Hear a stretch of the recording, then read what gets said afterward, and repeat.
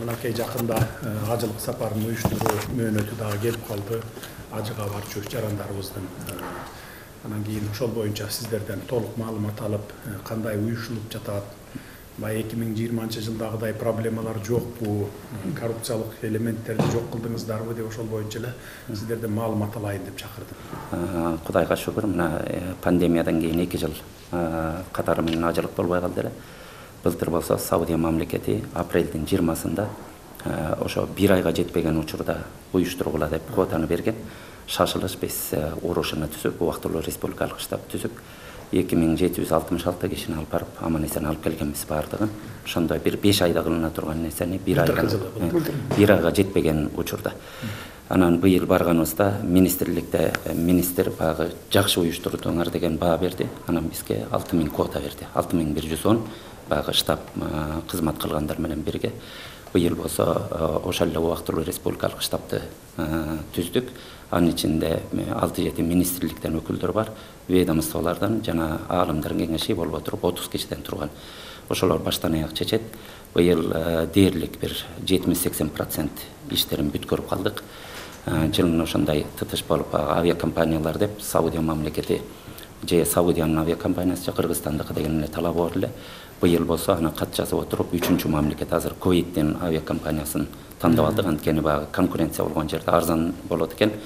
Ошонун жообун күтүп атабыз. Андан башка гостиницалар, башка нерселер, ал жерде 1 ай жашаганда иче турган тамак аш, жана башка жана кыйык жерлерди кыдыра турган жерлердин бардыгын ошо жакында 8 кишилик комиссия менен барып туруп, ошол жерди бүткөрүп келдик. Азыр эми толук ошо турабыз, элибизди алып барып алабыз деген. Толук баягындай жөн эле жалаа сөздөр болушу мүмкүн, бирок бардыгы көзөмөл, прозрачно, ошо 30 киши бирин-бири сайгылаган органдар, ГКМБдан бар, МВДдан бар, Дин иштери комиссиясынан бар, президенттик администрациядан бар, Минздрав, ал жерде бир жаман ою бар киши болсо да бир-бирин сайгылай турган органдар жыйнап койгонбуз. Бир-бирин контролдоп тура турган. Көзөмөлгө ала турган. Баягы былтыркыдай мурдагы жок, андай болбойт. Көп, аябай көп. Эми билесиздер да 20-жылы баягы пандемияда ызычуу болуп, акча желип кетти деп барып жетпей калып, ушундай болбоду эле муфтияттан. Биз жагы максатсыз пайдалануулар болуп кетпесин деген ойдо ушундай алдын алалы деп чакырып отурам да ошону. Уюштурууда мындай ызычуусу жок, уюштуруп беришибиз керек. Коррупциялык элементтердин баарын жокко чыгарыш керек. Анан колдон келишинче биздин жарандарыбызга арзан, ошо өзүңүздөр жана айттыңыздар го, 3-чү жактын учактарын алып отурабыз деп ошол буруксат алып. Ал эң туура. Арзан да болду. Конкуренция болгондо ылдыйлатат баасын. Анан барып келиш дагы арзан болот дегендей. Анан мага жеткен маалыматтар боюнча 6000 квота бериптир, 6100. Дагы 1000 деп жазып мен дагы айттым, 1000 квота берсе анда жакшы болот экен деп. Кудай буйрса аны да жазып жөнөттүк. Бул элдин суранычы экен, ошо барабыз деген элдердин суранычы экен. Эми берсе аны аткарып берет, бербесе анда айла жок. Ал бизден бир жактылуу эле бизден сунушубуз эмес да. Кудай буйрса. Ошол эми билесиздер, диний кырдаалды жөнгө салуу максатында мен 2021-2026 жылдарга Кыргыз Республикасынын диний чөйрөдөгү мамлекеттик саясий концепциясынын саясатынан бекитип бергенмин. Мен ойлойм, жакшы ошол концепциянын жолу менен эле кетип баратасыздар деп ойлойм. Албетте мамлекет биз динге эч кандай кийлигишпейбиз, бизде дин тутуу эркин. Биз бирок мындай эриш аркак бири-бирибиз менен ушундай жакшы тыгыз байланышта иштешибиз керек. Анткени өзүңүздөр билесиздер, диний агымдар көп бизде. 16-17 агым менен жүрөбүз. Ошондуктан бир эле Кыргыз мамлекетинде жашаган мусулман болгондон кийин бир эле агым менен муфтияттын саясатын колдоп, ушул муфтияттын саясаты менен, линиясы менен гана кетишибиз керек да. Муну сиздер колго алышыңыздар керек өзүңүздөр. Туура эмес багытта, туура эмес агымга кирип бараткандарды алдын алып, сиздер эми 2-3 жылдан бери айтып келатам го, ошолордун бардыгын мына биргеликте мамлекеттин күчү керек болсо, мамлекеттин күчүн сурасаңар болот. Так өзүңүздөр деле билимиңер, илимиңер жетет дегендей бүт республика боюнча молдолорубуз бар, областтарда, райондордо, айыл өкмөттөрдө керек болсо. Ошолорду колдонуп, ошолордун билимин колдонуп, ушу бир нукка салып берсеңер, ушу жакшы болот эле. Бизден мамлекет тараптан кандай жардам керек болсо сурагыла беребиз, бардыгын беребиз, шарттарды түзүп беребиз. Анан кийин мен ошо былтырлары бир кийим боюнча бир муфтияттын, молдолордун бир түрлүү кийими болсо деп бир неме кылып бердим элем, башын баштап бердим элем. Ошо аягын өзүңүздөн дагы улантып кетсеңиздер Кудай буйрса, кийип атышат. Улам жардам керек болсо сурагыла. Кудай буйрса.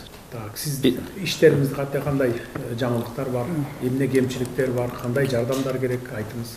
Кемчиликтер жок, иштер жакшы жүрүп атат. Штаб уюштурууда дээрлик Азирети муфти айтып өткөндөй бүтүп калды.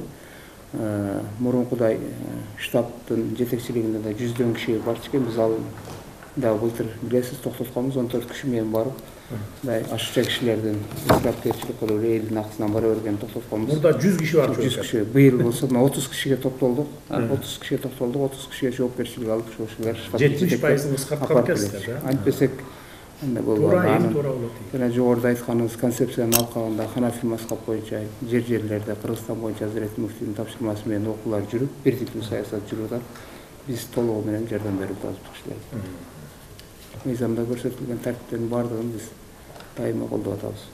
Дагы бир өтүнүч, сизге мурун телефондон да айттым элем өткөндө, могу ысырапчылыкты жокко чыгаруу боюнча. Кудайым буйрса. Жаманчылык чыккан жерде, ушундай жерде мал сойбоо десе эле туура эмес түшүнөт экен да. Даже тилекке каршы биздин аксакалдарыбыз да анткени илгертен бери биздин неме каныбызга сиңип калган да, бул өзүбүздүн кыргыздын салты. Мусулманчылыкта жок десең аны түшүнбөйт экен. Мен ата бабамдан бери келаткан салт деп жаран эми азыр билесиздер, колунда бары деле жогу деле бири-бирине эрегишип, бири-бирине атаандашып, мисалы колунда эчтекеси жок болсо да бул менин кошунам сойгон, анан элден уят деп ушундай бир куру намысты тутунуп алып эле анан кийин жалгыз уюн саап ичип отурган уюн союп туруп атасын же энесин узатып ийген учурлар болуп атпайбы, же болбосо карызга батып кеткен, кредит алып алып узаткан учурлар аябай көп кездешип атат. Мына маган келип түшкөн арыздардан, элден келип түшкөн маалыматтардан билем да, мен ошон үчүн анан ушундай жарлык чыгарып туруп сиздерден сурандым да ошону. Сиздер дагы ушуну элге сиңирип, бара-бара жок кылып берет.